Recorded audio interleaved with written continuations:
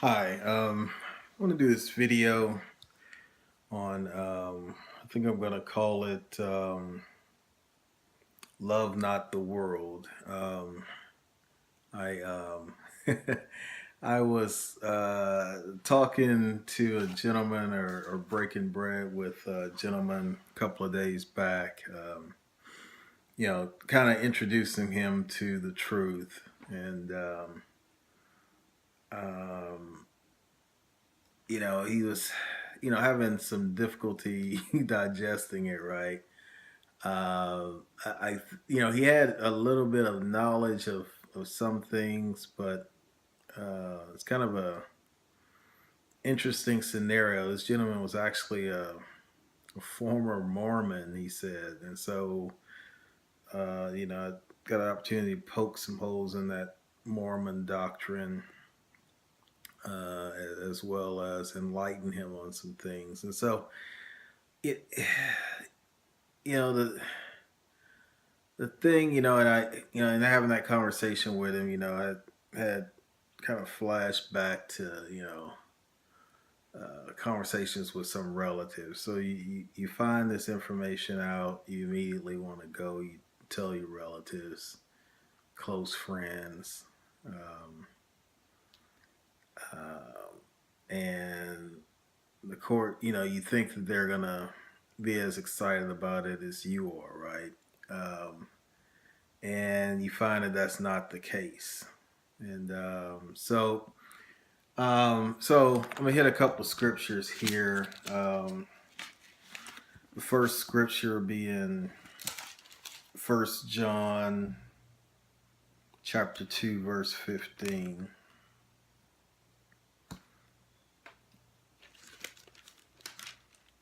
Okay, First John chapter 2 verse 15.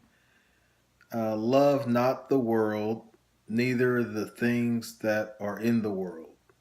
If a man love the world, the love of the Father is not in him.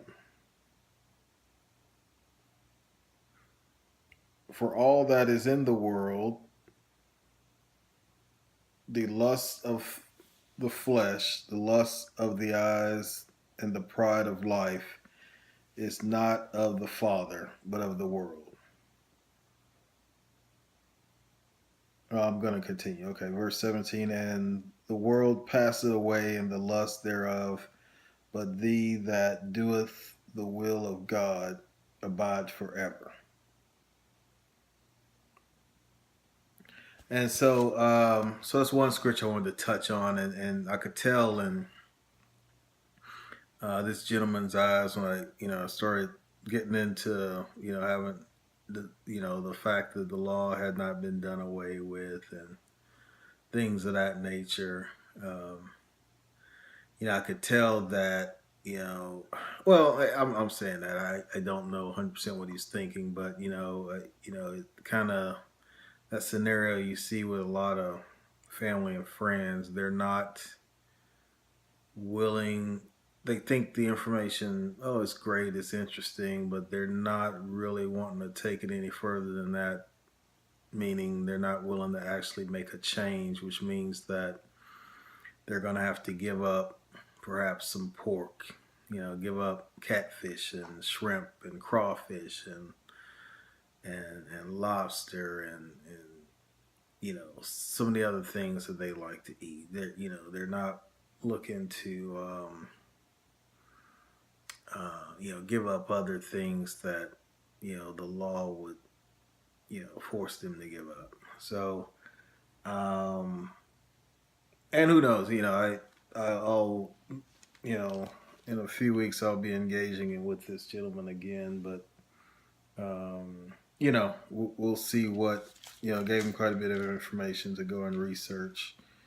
Might be off base, but at least initially that's somewhat you know what I thought after engaging with him. But I want to hit one more scripture. We're going to go to Luke chapter 14, verse 26.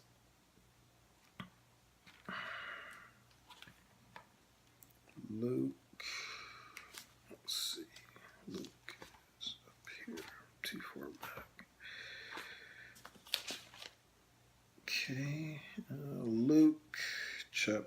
14, verse 26.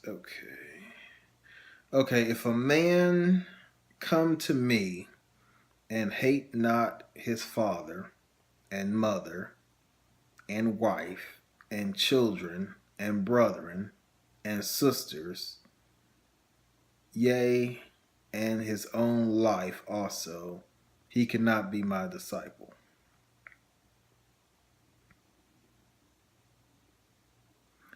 So if you read that scripture, um,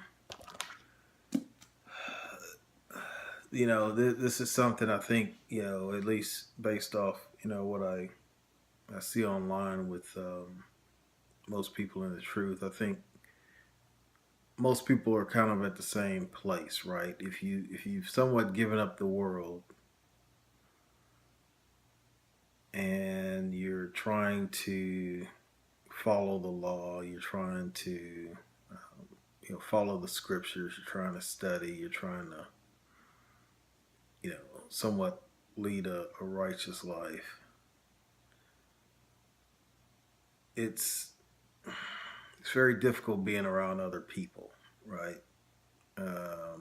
You know, the other people that, as I mentioned before, the people who aren't willing to give up anything and they don't want to give up anything.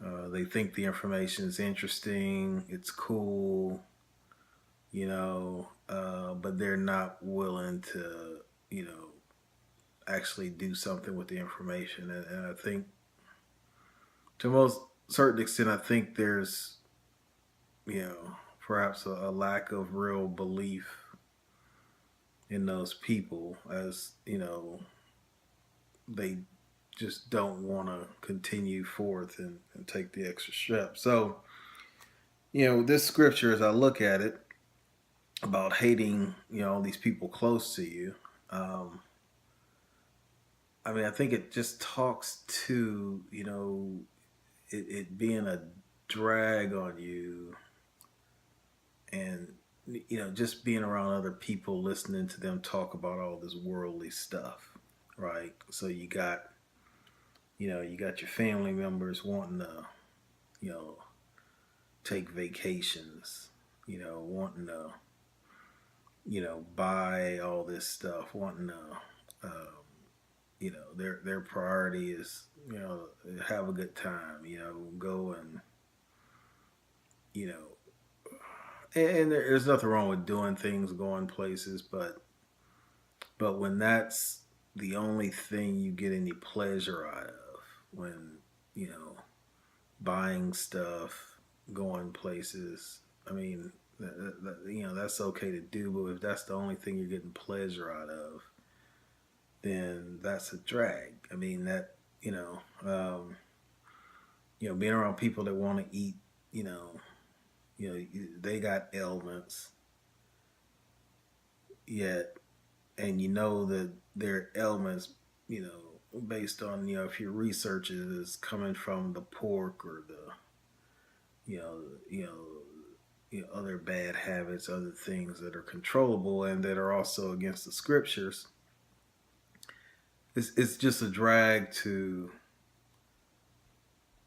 be around these people while they're engaging in this stuff, and they want you to engage in it, and of course they want to question you because you aren't engaging in it. Okay, well, why don't you eat pork? There's nothing wrong with pork.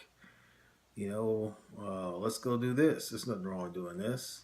Um, why are you doing that? There's nothing wrong with doing that. And why won't you do that? There's nothing wrong with doing that. So um, it's just an overall drag, and so I've come to understand this scripture as, again, you engage with all these people. They aren't where you want to be. They aren't striving to be where you are, and you know they just you know they just are attached to the world, and the world is their number one priority. Status, the current events, what's going on with the not the news that matters, but the news, the BS news, these entertainers, what they got going on, and all this madness. I mean, who cares about that stuff? It's not important. So, um, um, all praises to Yahweh and Yahweh Shai for the opportunity to do this video, and I want to send peace and blessings to the brothers around the globe who are pushing the word, and the elders and apostles who are pushing the word.